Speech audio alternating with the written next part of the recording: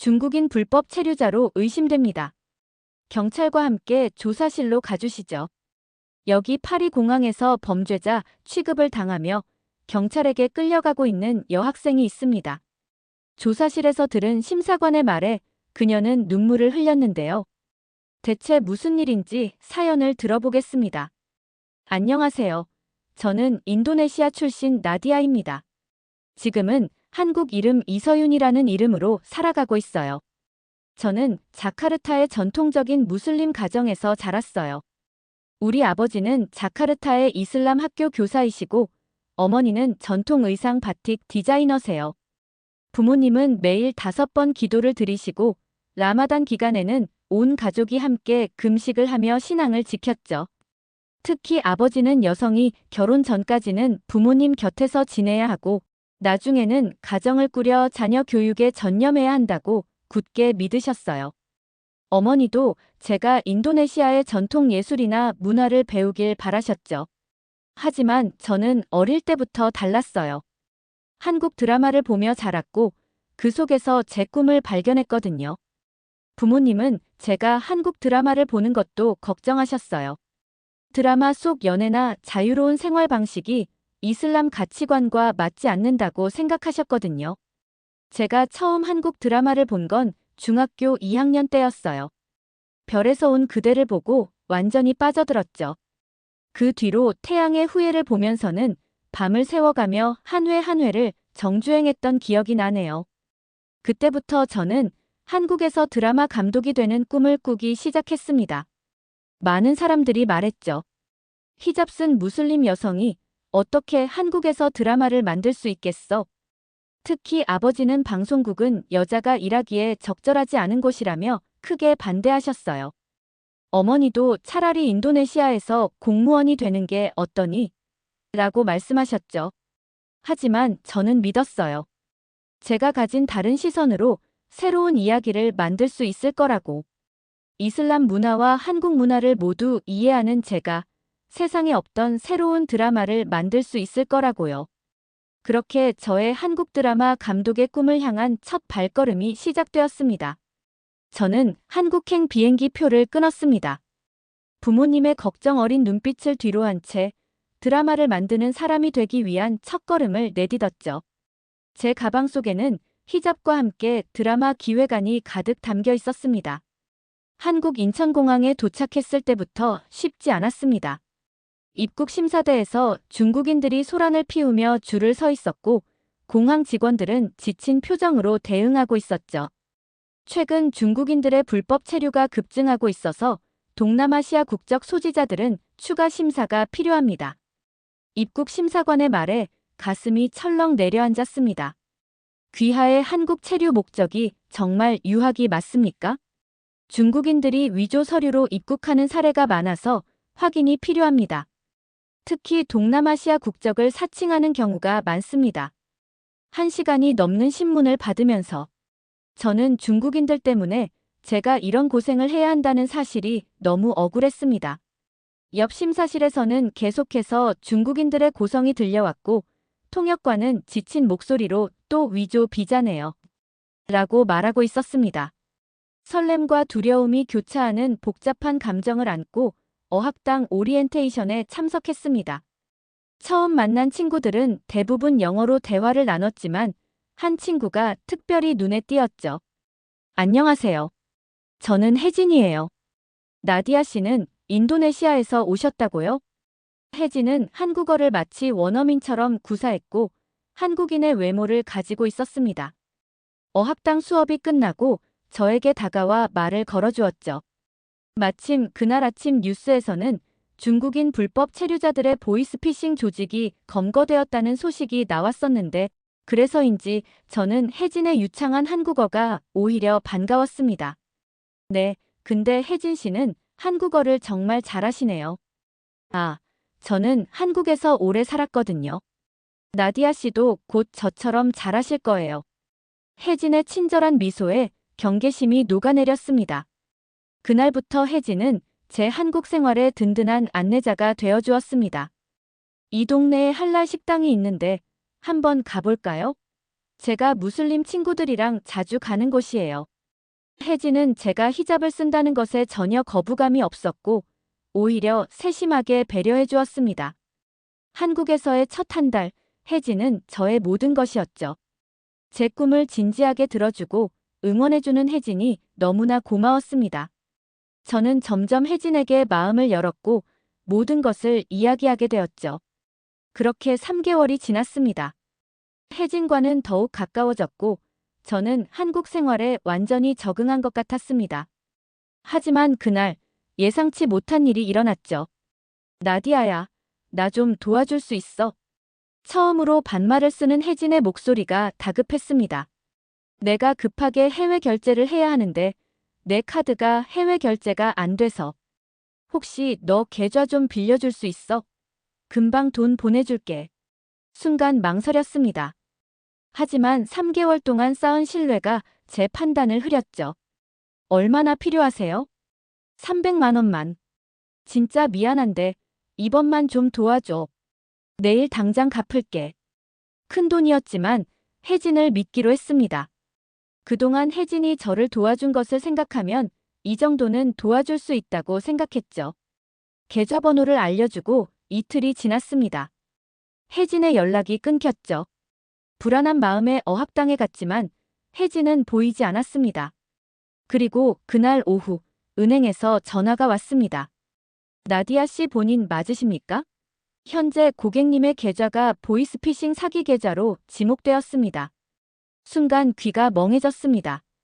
경찰서에 가보니 이미 여러 피해자가 있었고 제 계좌는 범죄에 이용된 대포 통장이 되어 있었죠.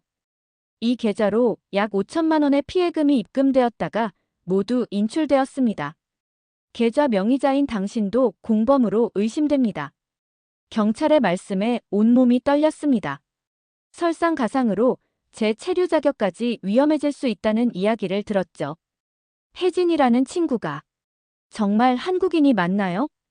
경찰관의 질문에 대답할 수 없었습니다. 그제야 혜진이 한국어는 유창했지만 정작 한국 문화나 예절에 대해서는 가끔 어색한 모습을 보였던 것이 떠올랐습니다. 외국인은 항상 조심해야 한다는 부모님의 말씀이 귓가에 맴돌았습니다. 눈물이 멈추지 않았습니다. 처음으로 사귄 한국 친구라고 생각했는데 그조차도 거짓이었다니. 은행 계좌는 동결되었고 다음 달 월세는 어떻게 해야 할지 막막했습니다. 그날 밤 좁은 원룸에서 저는 밤새 울었습니다.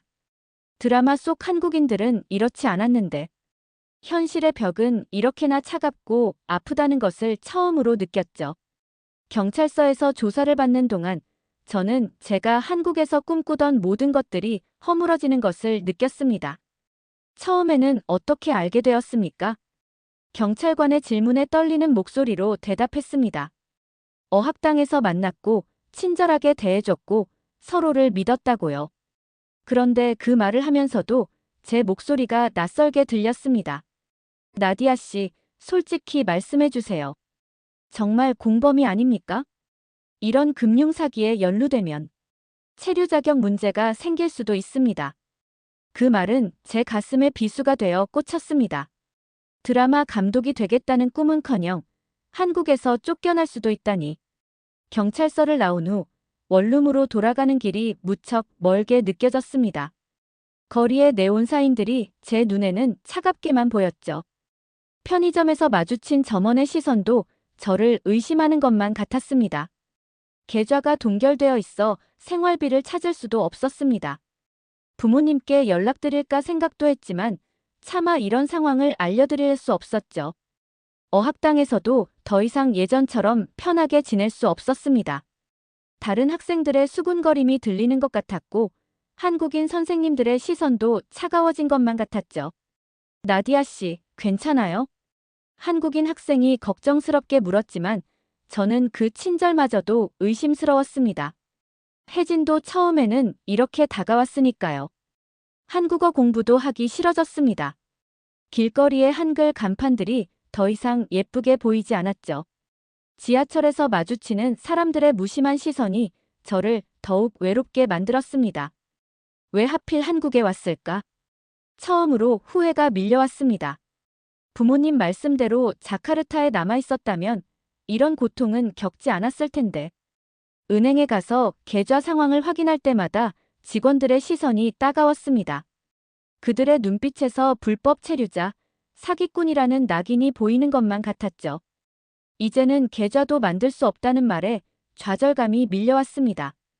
한국에서의 모든 꿈이 산산조각 나는 것만 같았죠. 한국인들은 결국 외국인을 신뢰하지 않는구나. 그렇게 결론 내리고 나니 오히려 마음이 편해졌습니다. 더 이상 기대하지 않기로 했죠. 드라마 감독이 되겠다는 꿈도 한국인들과 친해지겠다는 희망도 모두 접어두기로 했습니다. 모든 것을 포기하고 싶었던 그때 우연히 들은 이야기가 제 인생을 다시 한번 뒤흔들어 놓았습니다. 한국어 수업이 끝나고 빈 강의실에 혼자 남아 있었습니다. 어떻게 하면 부모님께 이 상황을 설명드릴 수 있을지 고민하고 있었죠. 그때 밖에서 들려오는 대화 소리가 제 귀를 사로잡았습니다. 그래서 혜진은 어떻게 됐대? 걔 원래 한국인 아니래. 중국에서 온 화교였다고. 순간 귀를 의심했습니다. 창문 너머로 들리는 선생님들의 대화였죠. 아, 맞아. 다른 어학당에서도 비슷한 수법으로 사기친 전과가 있대. 중국 조직이랑 연결되어 있다고 하더라고. 가슴이 쿵쾅거리기 시작했습니다. 한국말을 너무 잘해서 다들 속았대. 근데 알고 보니까 중국 푸단대학교 한국어과 출신이래. 의자에서 일어날 힘도 없었습니다. 그동안 제가 미워했던 것은 한국인이 아닌 한국인인 척하는 중국인이었다니. 용기를 내어 교무실을 찾아가 선생님께 혜진에 대해 물어보았어요. 담당 선생님은 잠시 망설이시더니 말씀해 주셨습니다. 혜진. 아니, 리민이라고 하는 중국인이에요. 최근 들어 이런 유학생 대상 금융 사기가 많이 늘었다고 해요. 특히 한국말 잘하는 중국인들이 한국인으로 위장해서요. 그 순간 지난 3개월이 주마등처럼 스쳐 지나갔습니다. 혜진이 가끔 한국의 예절이나 문화에 대해 어색해하던 순간들, 한국 드라마를 이야기할 때 뭔가 이상했던 부분들. 선생님은 따뜻한 눈빛으로 저를 바라보셨습니다. 나디아 씨, 힘들었죠? 하지만 우리나라에도 좋은 사람들이 많아요. 한 사람의 잘못으로 모든 한국인을 판단하지 마세요. 그 말씀에 눈물이 왈칵 쏟아졌습니다. 제가 얼마나 편협한 생각을 하고 있었는지 깨달았죠. 경찰서에 다시 찾아갔습니다. 이번에는 제가 알게 된 사실을 이야기하기 위해서였죠. 혜진. 아니, 리민에 대한 수사는 잘 진행되고 있나요? 경찰관은 놀란 표정을 지었습니다. 나디아 씨, 앞으로 더 조심하셔야 해요. 요즘 이런 국제적인 사기 조직들이 많거든요. 특히 한국말 잘하는 외국인을 조심하세요. 집으로 돌아오는 길, 서울의 거리가 달리 보였습니다. 그동안 제가 얼마나 많은 한국인들의 친절을 외면하고 있었는지 떠올랐습니다. 편의점 알바생이 건네주던 따뜻한 미소, 길을 헤맬 때 방향을 알려주던 할아버지, 히잡을 보고 자리를 양보해주던 지하철의 학생들. 창문 밖 서울의 야경이 다시 반짝이기 시작했습니다. 이제는 드라마와 현실을 구분할 수 있게 된 것 같았죠. 드라마는 환상일지 모르지만 현실의 한국에도 분명 따뜻한 사람들이 있다는 걸 믿기로 했습니다. 노트북을 켜고 한국 드라마를 틀었습니다. 이번에는 다른 시선으로 보기로 했죠. 환상이 아닌 현실과 이상의 중간 어딘가에서 제가 만들고 싶은 이야기를 찾아보기로 했습니다. 그 사건 이후 라마단 기간의 어느 날이었습니다. 평소보다 일찍 어학당을 나와 근처 할랄 식당을 찾아 헤매고 있었죠. 해가 저물면 드디어 그날의 금식을 끝낼 수 있는데 마땅한 식당을 찾지 못해 발만 동동 구르고 있었습니다. 저기, 혹시 할랄 식당 찾으시나요? 뒤에서 들려온 목소리에 깜짝 놀랐습니다. 히잡을 쓴 저를 유심히 보던 한국인 여학생이었죠. 제가 알고 있는 곳이 있어요. 같이 가실래요? 아, 저는 지수라고 해요. 경계심이 들었습니다. 혜진 사건 이후로 처음 마주한 한국인의 친절이었으니까요. 하지만 지수의 맑은 눈빛에는 거짓이 없어 보였습니다. 지수가 데려간 식당은 정말 할랄 인증을 받은 곳이었습니다. 해가 저물고 드디어 식사를 할 수 있게 되었을 때 지수는 저와 함께 자리를 지켜주었죠. 사실 좀 놀랐어요. 한국인이 이렇게까지 신경 써줄 줄은 몰랐거든요. 제 말에 지수는 잠시 생각에 잠기더니 말했습니다. 나디아 씨, 혹시 안 좋은 일 있으셨죠? 한국인한테. 순간 말문이 막혔습니다. 지수는 제 표정을 보고 바로 알아챈 것 같았습니다. 괜찮아요. 말하기 싫으시면 안 하셔도 되고. 그냥 제가 도움이 될 수 있다면 좋겠어요. 그 말에 저도 모르게 눈물이 났습니다. 지수는 아무 말 없이 휴지를 건네주었죠. 그렇게 우리는 친구가 되었습니다. 지수는 제가 한국에서 겪는 어려움을 진심으로 이해하려 노력했죠. 나디아 씨, 드라마 감독이 되고 싶다고 하셨죠? 제가 방송국에서 인턴하는 언니를 소개해 드릴게요. 이번에는 달랐습니다. 혜진처럼 허황된 약속이 아니었죠. 지수는 정말로 자신의 언니를 소개해 주었고, 저는 처음으로 방송국 견학을 할 수 있었습니다. 라마단 기간에는 수업 시간에 물도 못 마시죠? 선생님께 말씀드려서 쉬는 시간을 조절해 달라고 할게요. 지수의 이런 세심한 배려는 제 마음을 녹였습니다. 한국인 모두가 저를 차별하는 것은 아니었단 걸 깨달았죠. 지수야, 너는 어떻게 이렇게 다른 문화를 잘 이해하는 거야? 어느 날 제가 물었습니다. 사실, 제가 고등학생 때 교환학생으로 미국에 간 적이 있어요. 거기서 처음으로 소수자가 되어 보니까 다른 사람의 입장을 이해하게 됐어요. 그 말을 들으니 지수의 따뜻한 마음이 더 잘 이해가 됐습니다. 나중에 나디아 씨가 만드는 드라마에는 꼭 무슬림 캐릭터가 나왔으면 좋겠어요. 우리나라 사람들이 이슬람 문화를 더 이해할 수 있게요. 지수의 말에 가슴이 벅차올랐습니다. 제가 꿈꾸던 것을 정확히 이해해주는 첫 한국인 친구였으니까요. 그렇게 지수 덕분에 저는 다시 한국에서의 꿈을 꿀 수 있게 되었습니다. 한국 드라마 속 이야기는 환상일지 모르지만 현실의 한국에도 드라마처럼 따뜻한 사람들이 있다는 걸 알게 됐죠. 나중에 내가 감독이 되면 꼭 너 같은 캐릭터를 드라마에 넣을게. 지수는 웃으며 말했습니다. 그럼 저는 그 드라마 첫 방송부터 본방 사수할게요. 이제는 알 것 같습니다. 진정한 친구는 서로의 다름을 이해하고 존중하는 것부터 시작된다는 걸요. 지수는 제게 그걸 가르쳐준 소중한 친구입니다. 6개월이 지나고 저는 다시 한번 유럽행 비행기에 올랐습니다. 이번에는 지수와 함께였죠. 그동안의 일은 마치 악몽 같았지만 한편으로는 소중한 경험이 되었습니다. 파리 공항에 도착하자 또다시 그 익숙한 불안감이 밀려왔습니다. 하지만 이번에는 무언가 달랐습니다. 제 앞에서 일본인과 싱가포르인이 까다로운 심사를 받는 것을 보았기 때문이죠. 입국 심사대에서 지수가 먼저 심사를 받았습니다. 심사관은 지수의 한국 여권을 보자마자 표정이 밝아졌고 곧바로 입국 도장을 찍어주었습니다. 불과 30초도 걸리지 않은 일이었죠. 하지만 제 차례가 되자 상황은 달라졌습니다. 인도네시아 여권을 제시하자 여전히 추가 심사가 필요하다고 했습니다. 다행히 이번에는 한국 대학교 학생증이 도움이 되었습니다. 심사관의 태도가 한결 부드러워졌고 한국에 대한 신뢰가 저에 대한 신뢰로 이어졌습니다.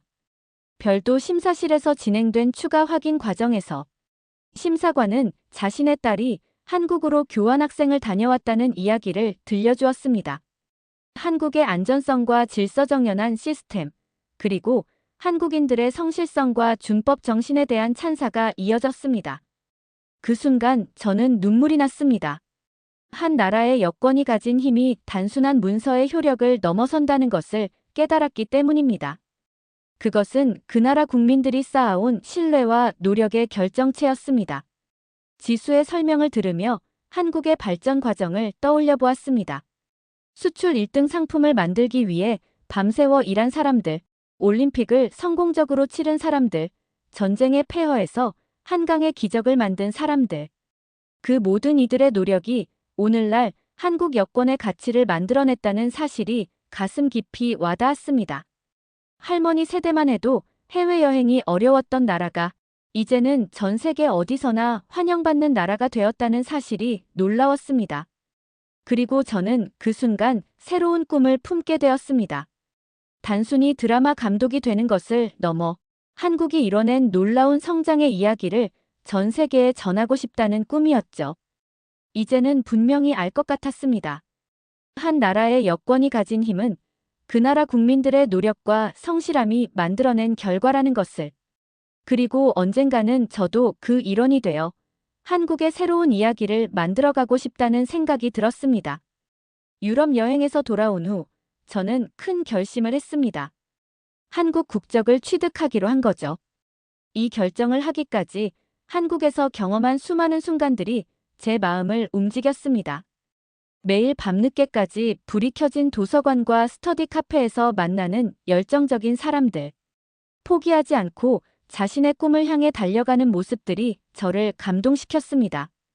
영상통화로 부모님께 이야기를 꺼냈을 때 긴 침묵이 이어졌습니다. 아빠의 목소리에는 실망감이 묻어 있었습니다. 부모님이 한국을 방문하셨을 때 저는 자랑하고 싶은 것들이 너무 많았습니다. 깨끗한 한강공원과 거기서 편하게 피크닉을 즐기는 시민들. 무료로 이용할 수 있는 도서관과 미술관들. 서로 배려하며 질서를 지키는 시민의식. 특히 감동받은 것은 한국의 문화적 자부심이었습니다. 전통과 현대가 조화롭게 공존하고 K-팝부터 한식까지 세계에 자신들의 문화를 당당히 알리는 모습이 인상적이었죠. 그래, 한 번 두고 보자꾸나. 너가 정말 이곳에서 잘 살 수 있는지, 너가 선택한 길이 옳았는지. 아빠는 말끝을 흐리셨습니다. 부모님의 마음 한켠에는 여전히 불안과 걱정이 자리 잡고 있었죠. 아직 부모님께서 걱정이 많으시지만 제가 천천히 성장하는 모습을 보여드리면 나중에는 저를 완전히 이해하실 날이 올 거라고 믿어요. 드라마 속 한국은 환상이었을지 모르지만 현실 속 한국은 더 매력적이에요. 완벽하진 않지만 계속해서 발전하려 노력하고 실수해도 다시 일어설 수 있게 서로 돕는 이곳에서 저는 제 이야기를 만들어가고 싶습니다. 히잡을 쓴 무슬림 여성이자 한국인 드라마 감독으로서 이 나라의 진짜 매력을 세상에 보여주고 싶어요. 이제는 나디아가 아닌 이서윤으로서 이 땅에서 새로운 꿈을 펼쳐나가려 합니다. 저의 도전을 응원해주세요. 그럼 지금까지 제 이야기를 들어주셔서 감사합니다. 오늘 사연 어떠셨나요? 이서윤 씨의 한국에 대한 열정이 대단하지 않나요? 이서윤 씨 대한 응원의 댓글은 큰 힘이 될 거예요. 오늘 이야기가 흥미로우셨다면 구독과 좋아요 부탁드려요. 감동일하였습니다. 감사합니다.